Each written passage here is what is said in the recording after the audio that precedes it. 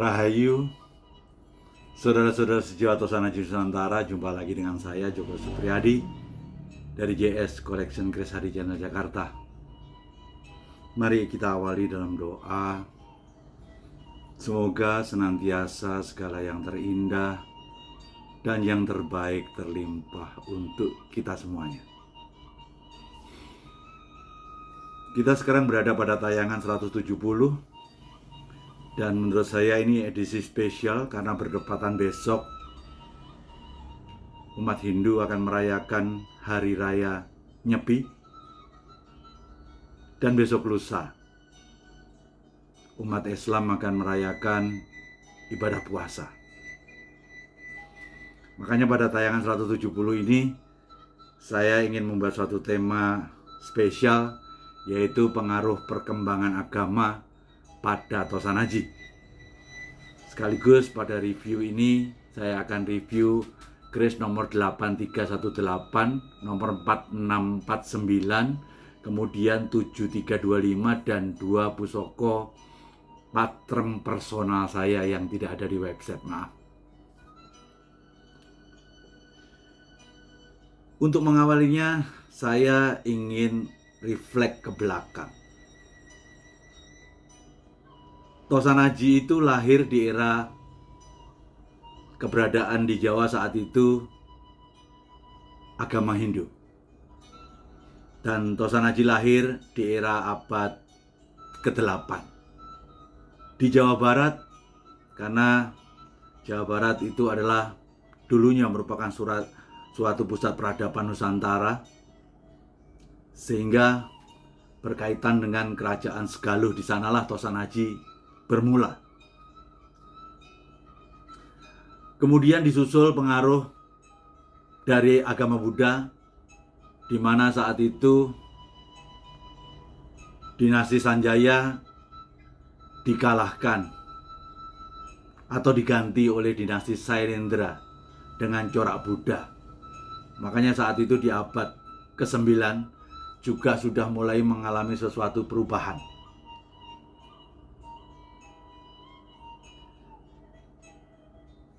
Kemudian Hindu dan Buddha mempengaruhi Tosanaji cukup panjang, hingga pada akhirnya baru abad 15 pengaruh agama Islam mulai ada. Makanya dulunya kerisnya ada keris Nogoliman. Nogo adalah simbolisasi Buddha, liman gajah itu adalah Hindu. Mulai ada penambahan paksi. Dengan sayap mulailah lahir paksi Nogoliman. Makanya gambaran daripada burung atau sayap itu adalah di Middle East lebih merupakan suatu sentuhan Islami. Sehingga saya melihat keris itu saat itu walaupun ada suatu perubahan tetap terasa universal. Karena dalam suatu keris ada suatu sentuhan Buddhanya, ada Hindunya, ada Islamnya. Dan pada era abad 15 itu perubahannya tidak hanya di situ, tapi juga mulai bentuk dari ricikan sudah mulai ada penyesuaian, yaitu pada dapur, sekaligus tentang pamor. Sudah mulai ada pada dapur gandik-gandik yang berupa semacam suatu kaligrafi lafaz, sekaligus mulai adanya suatu pamor-pamor lamalip, pamor alip, ataupun Rojo Soleman. Mulai ada pamor dalam bentuk lafaz Allah. Dan bahkan adanya suatu penempatan huruf-huruf Arab pada bilah Tosanaji. Demikianlah pengaruh perkembangan agama turut mempengaruhi perkembangan Tosanaji. Namun menurut saya secara esensi dasar Tosanaji itu sebagai simbol doa dan harapan itu tidak mengalami perubahan sama sekali. Sehingga menurut saya Tosanaji tetap berfaham universal. Namun karena ini juga menjelang bulan puasa, pada kesempatan ini saya ingin mencoba mereview beberapa Tosanaji yang mendapatkan suatu sentuhan-sentuhan Islami. Mari kita mulai dari pusaka yang pertama adalah nomor 8318.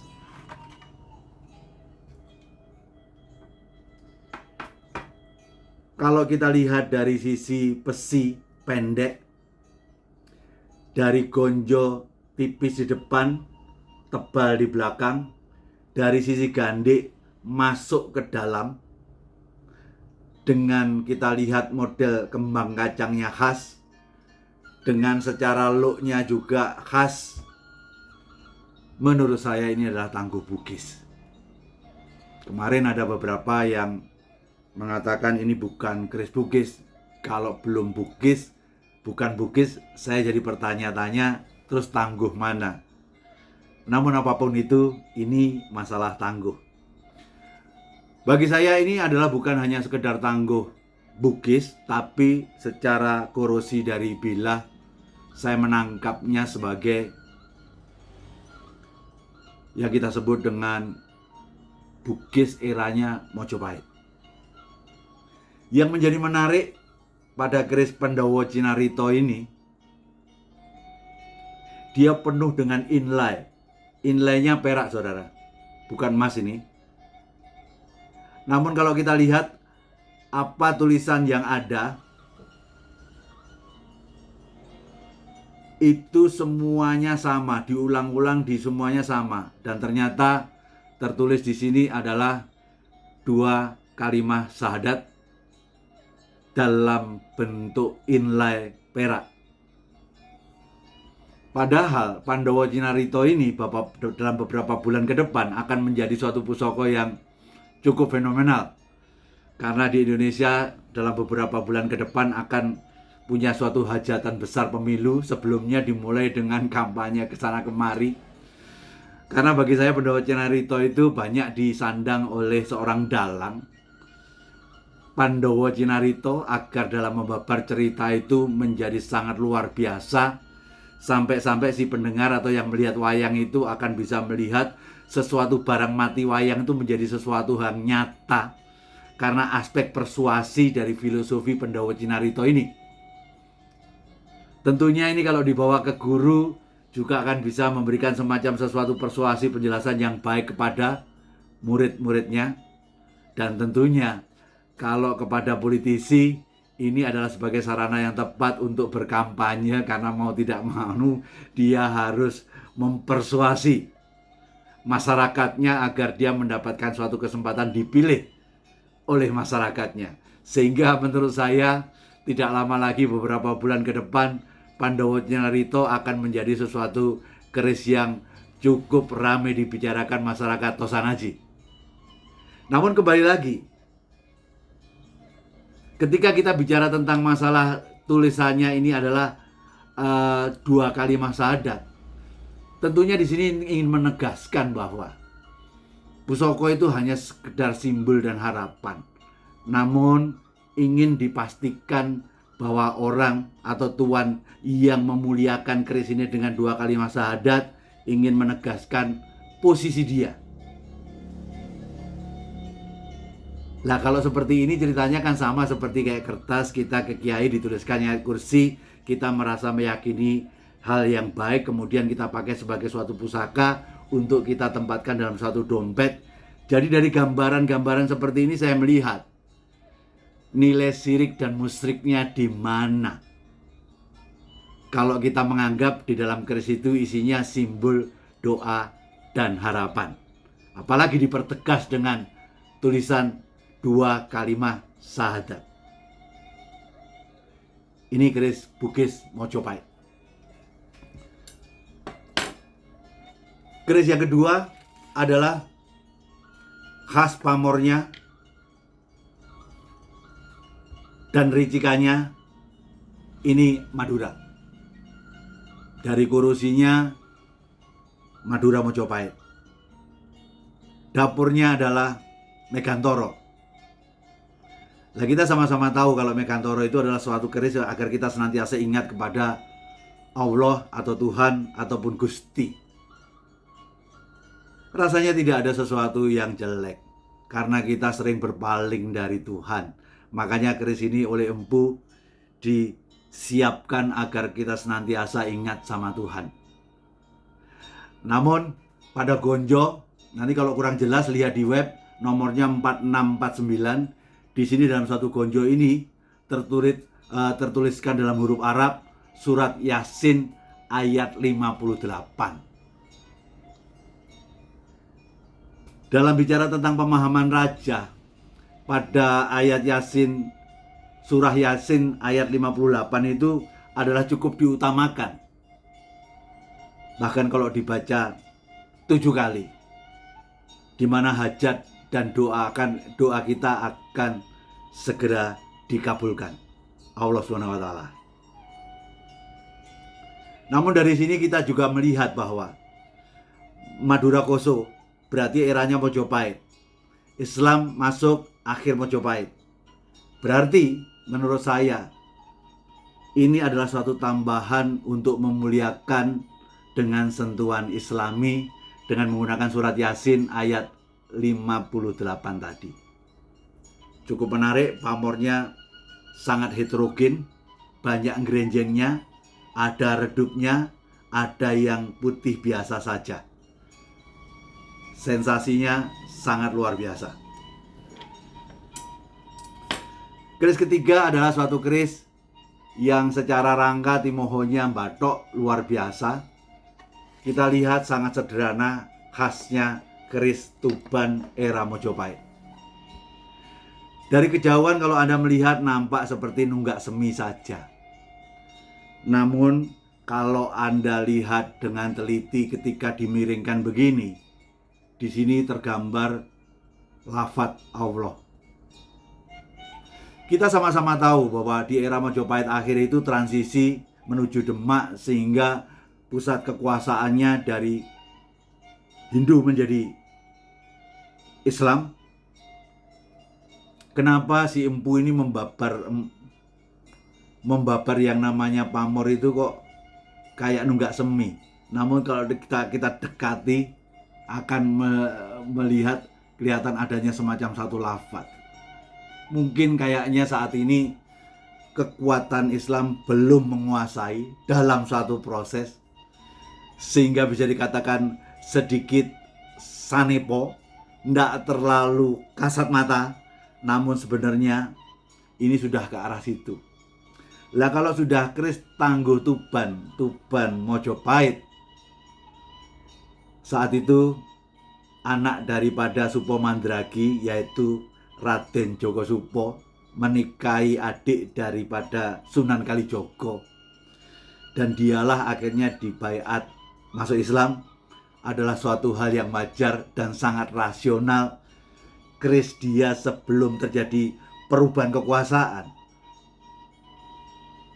dia sangat mungkin untuk membuat keris-keris dengan pamor yang masih sanepo, tidak ansih jelas dalam bentuk lafaz Allah, masih disanepokan.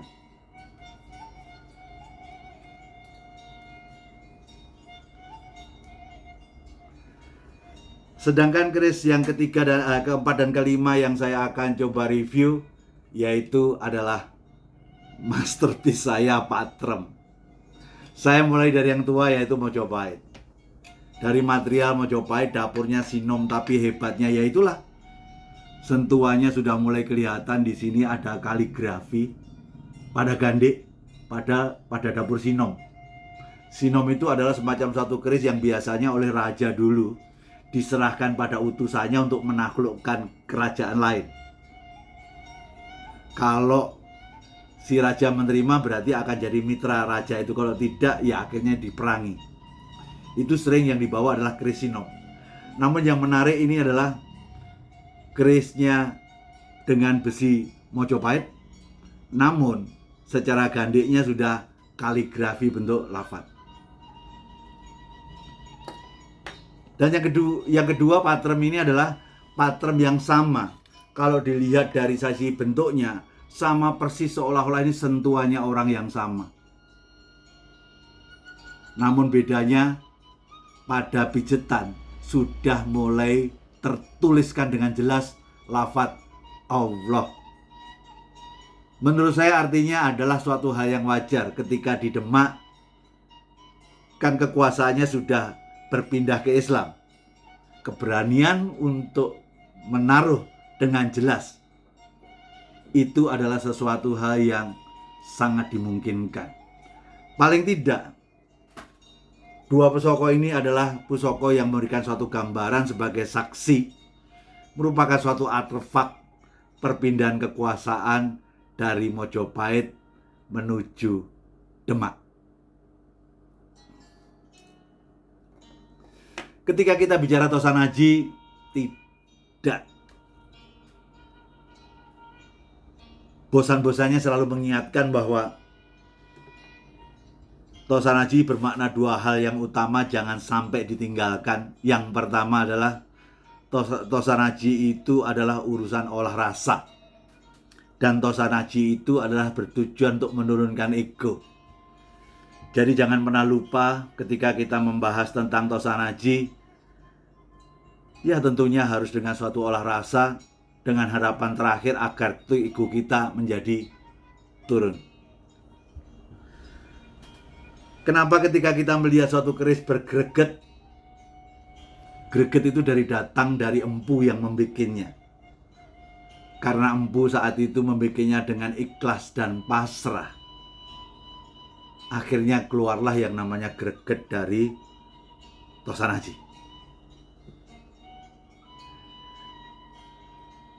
Harapan saya, ketika sudah menjadi milik tuan barunya, simbol doa dan harapan itu diharapkan oleh tuan barunya. Janganlah lupa,